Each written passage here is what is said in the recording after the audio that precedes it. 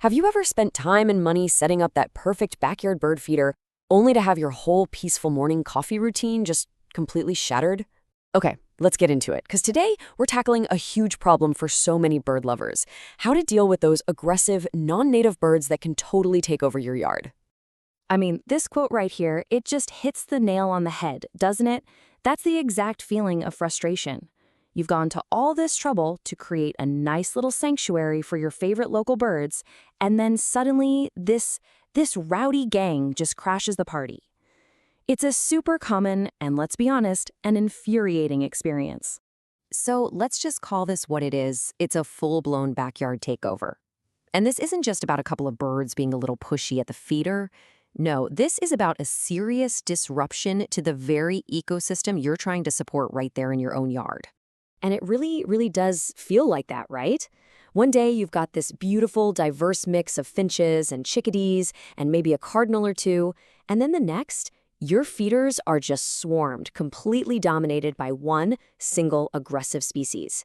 It's so disheartening, and it can make you feel like you've completely lost control. All right, so who are these invaders anyway? Well, across North America, it usually boils down to three main culprits.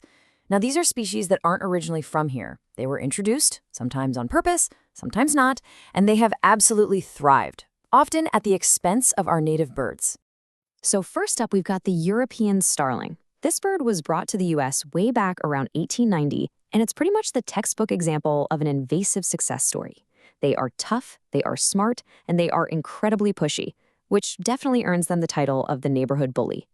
And this list really shows you just how well-equipped they are to dominate. Starlings aren't just aggressive, they're wicked smart. They'll outcompete beautiful native birds like bluebirds and woodpeckers for those critical nesting spots. They show up to feeders in these huge, overwhelming flocks. And get this, they're even clever enough to figure out puzzle feeders and can mimic the calls of other birds. It's like they have a built-in unfair advantage. And this number? Wow. This shows you the scale of the problem goes way beyond our backyards. This isn't just a personal annoyance, it's a massive economic issue. European starlings are responsible for an estimated $800 million in agricultural crop damage every single year. Just in the United States. That's huge.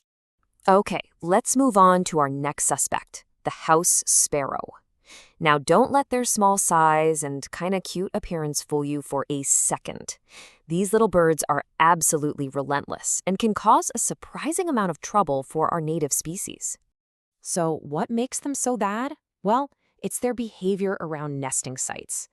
A house sparrow won't just steal a nest box from a bluebird, they'll go in and actively destroy the eggs and even kill the nestlings. It's brutal. And you combine that destructive behavior with their crazy fast breeding cycle, and you can see how their populations just explode and completely overwhelm the native birds. And finally, number 3, the rock pigeon. You know, a lot of people are actually surprised to learn that the common pigeon you see in pretty much every city isn't native to North America. Nope, they're all descendants of European rock doves, and they are absolute masters of surviving right alongside us humans. Now, while pigeons might not be as directly aggressive as starlings or house sparrows, the problem with them is their sheer numbers. A big flock can land on your feeder and just empty it in a matter of minutes, leaving absolutely nothing for the smaller native birds. And besides the obvious mess, their droppings can actually contaminate livestock feed, which is a really serious health risk in farming areas. Okay, so we know who the culprits are. Now the first real step in taking back your yard is knowing exactly who you're dealing with. You got to get the identification right, because you can't really manage a problem if you don't know what it is. Think of this table as your quick start guide. For the European starling, look for that glossy, oily-looking sheen in the summer. And here's a key behavioral clue. They walk on the ground, they don't hop like other birds. For house sparrows, check out the male's distinct gray cap and black bib, and just watch their behavior. They're way more aggressive and a lot less afraid of you than native sparrows. And pigeons, well, they're pretty hard to miss, but that behavior of showing up in a huge flock and mobbing the feeders is the big red flag. All right, this is the part we've all been waiting for. We've identified the problem, we've identified the players, so now let's talk about what you can actually do about it. It's time to get into the strategies for managing your yard to help out the birds you actually want to see. Step 1 is all about getting smarter with how you feed the birds. Weight-activated feeders are an absolute game changer. Here's how they work. A heavier bird, like a starling or a pigeon, lands on the perch, and boom, a little shield drops down and blocks the food. It's brilliant. And your food choice matters a ton. Switching to safflower seed is like putting up a Cardinals only sign at a club, because most of the bully birds think it tastes bitter and they'll just leave it alone. Next up, let's look at some physical changes you can make. Caged feeders, which basically have a wire cage around them, are perfect for things like suet. Small birds can slip right through the wires, but the bigger starlings are locked out. For ground feeding, you can lay down some hardware cloth to stop pigeons and starlings from getting to the seed. And honestly, for the long term, one of the most powerful things you can do is plant native species. It creates a natural food source and habitat that our local birds evolved with, and it's way less attractive to these invasive birds. So the real key here is to be strategic. You want to focus your energy on things that work, like selective feeders and modifying your yard. Please don't waste your time or money on things like a fake plastic owl. The starlings will probably be using it as a perch by the end of the week. And this is a big one: never ever resort to poison. It's so dangerous, it's often illegal, and it causes so much harm to wildlife you weren't even targeting.